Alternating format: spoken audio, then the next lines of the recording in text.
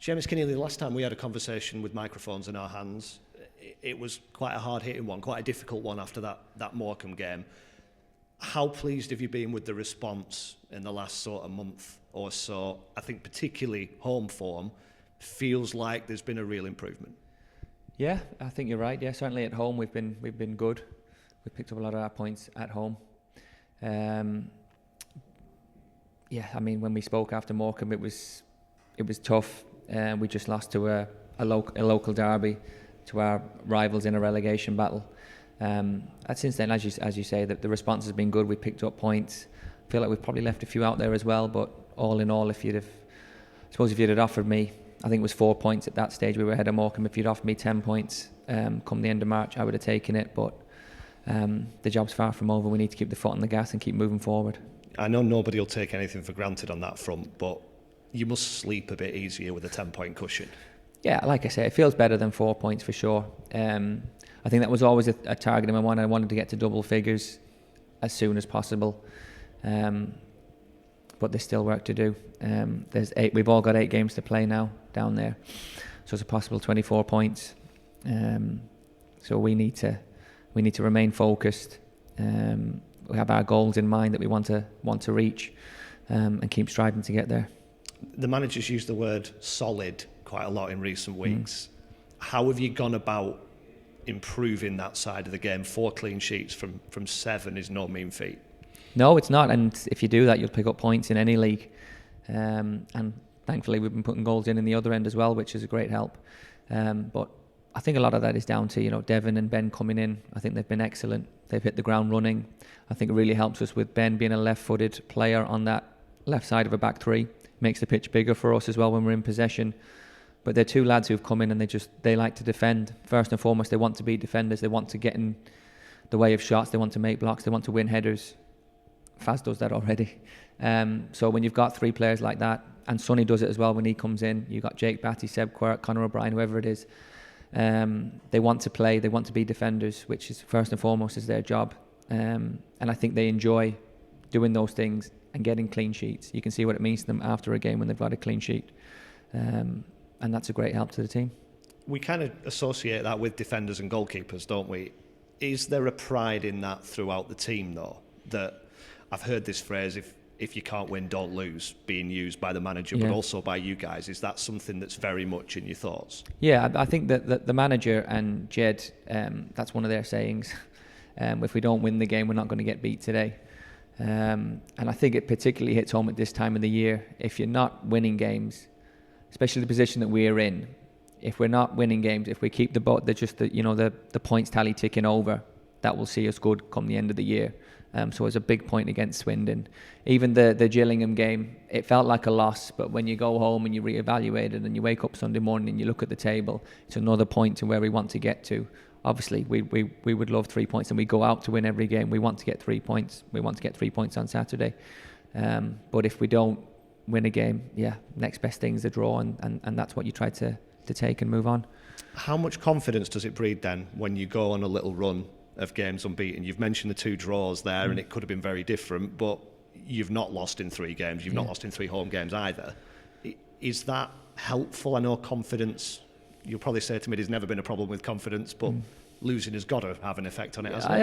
I think it must do. Yeah, I think I think confidence and belief then leads to expectation, and I think you want to be a team that's expecting to go and win games.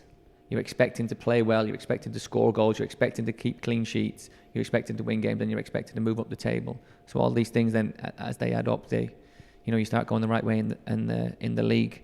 So I think there's an expectation now, as well as a confidence and belief that's led to us being a team who expect to get results in this league. And hopefully for the last 8 games of the season, we can pick up as many wins as we can. How's it been for you? I know generally it's been a bit up and down for the last couple of years, I think, with availability, but you've certainly been playing a role in recent weeks, maybe having your minutes managed. We've seen the 60 minutes and the board come up a couple of times, but how have you found it, and how pleased are you to be more involved perhaps than it being a bit stop-start in recent seasons? Yeah, no, I want to play as much as I can do, but I'm aware that I need to be sensible with how many minutes I'm out there for. Particularly, we had a period there last month where we played Saturday, Tuesday, I think for 3 weeks on the bounce. So that is difficult for me to do. But yeah, when I've been out there, I've been happy with my levels, with my standards, with my performance. And I feel like I can just, influence the team any way I can do to help us get to where we want to get to. When you know that maybe you're only going to play an hour, or I think there was a game in that run where you got taken off at half time, for example, that influence factor, do you sort of try and squeeze every drop out of the time you've got on the pitch? Yes, and also in the dressing room as well. I remember being quite vocal at half time against Newport because I knew that I was going to come off, and I just didn't want us to relax or come off it because, obviously 3-0 is a great lead. I think I'd only been up once. I think I can remember being 3-0 up at half time here for Aki since I've been here. But I just didn't want the lads to come off it. So I was quite vocal at half time. I knew that they were going to probably change their shape as well. So just making sure everybody knew what their roles were going to be, as the manager and Jed were also doing as well. And they were great. Obviously, they kicked on second half, scored the fourth really quickly and wound up easy winners in the end. But yeah, actually, I want to play my part and be as influential as I can do. You've started to sound like a coach, if not a manager. I've heard managers talk about having their kind of generals who cross the white line for them. Is that how you feel? Do you feel like an extension of John Doolan and Jed Brannan in terms of that influence? I try to get their messages and then kind of relay that. I think I did it when John and Jimmy were here as well. I think as a captain, you need to be an extension of the manager. I think that's what a good captain is.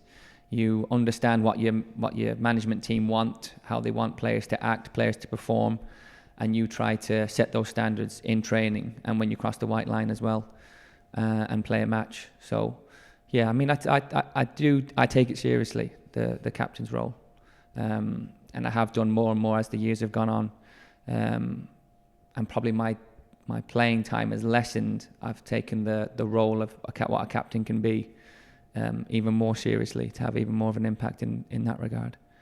And just how much do you look forward to a game like Bradford City at home when you know it's going to be a full house and it's going to have that atmosphere, and with them second in the league, there's loads on the game? Yeah, it's a great one. I'd like to kick off at 12:30. You just wake up and get ready for the game. That's an added bonus. And like you say, they'll bring a huge following with them. I've always said that when at the WAM, when the away end is full, our fans always respond to that, so it's going to be a really good atmosphere. Hopefully we'll give them plenty to cheer from. They're going for promotion. We've got our own goals that we need to try and reach. So yeah, it should be a good game.